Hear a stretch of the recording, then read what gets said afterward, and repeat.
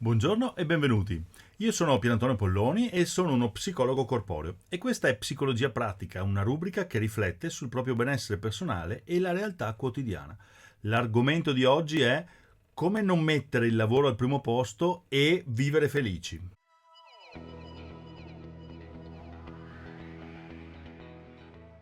Ti hanno mai detto che per essere felice è necessario avere buoni voti a scuola, avere un buon lavoro, magari possedere una casa, avere una famiglia?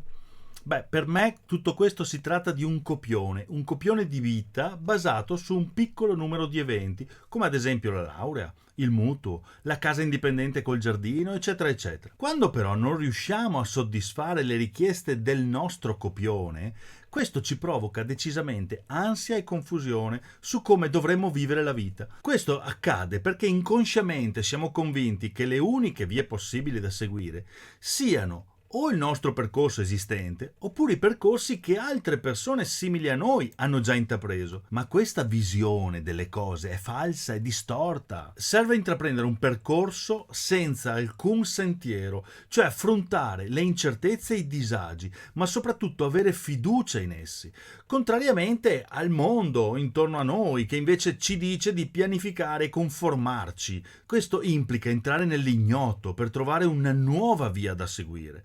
Anziché pensare ad andare avanti, dovremmo concentrarci sul diventare vivi e vivere la vita che vogliamo, indipendentemente dal nostro copione seguito dagli altri.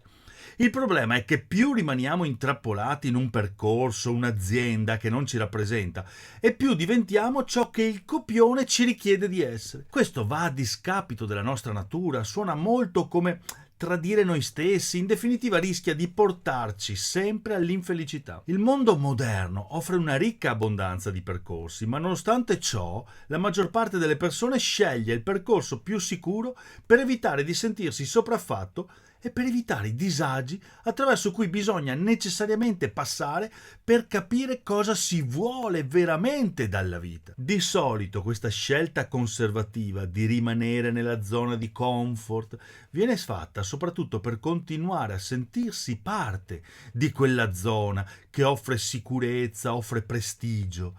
Gli altri ci vedono come adulti di successo. Questo di riflesso ci convince che ciò che abbiamo è migliore rispetto a ciò che desideriamo veramente. Eccovi allora una serie di domande fondamentali da porsi se sentite che qualcosa deve cambiare nella vostra vita. Pronti? Partiamo.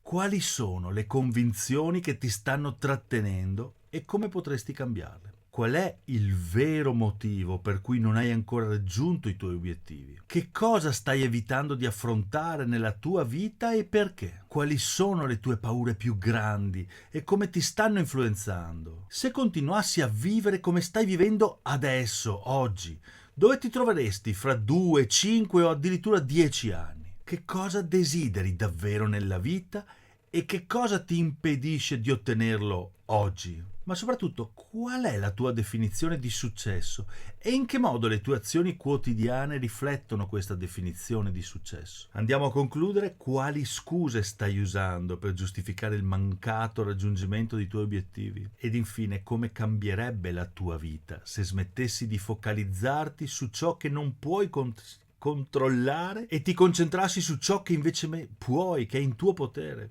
Queste domande, ragazzi, sono progettate per indurre una personale e profonda autoriflessione, affinché stimolare un atteggiamento positivo nella vita delle persone e indurvi anche al cambiamento. Molto bene, per oggi abbiamo concluso. Vi invito a scrivere le risposte alle domande su carta e rileggerle spesso, poiché non è mai troppo tardi per cambiare in meglio. Ci vediamo al prossimo appuntamento.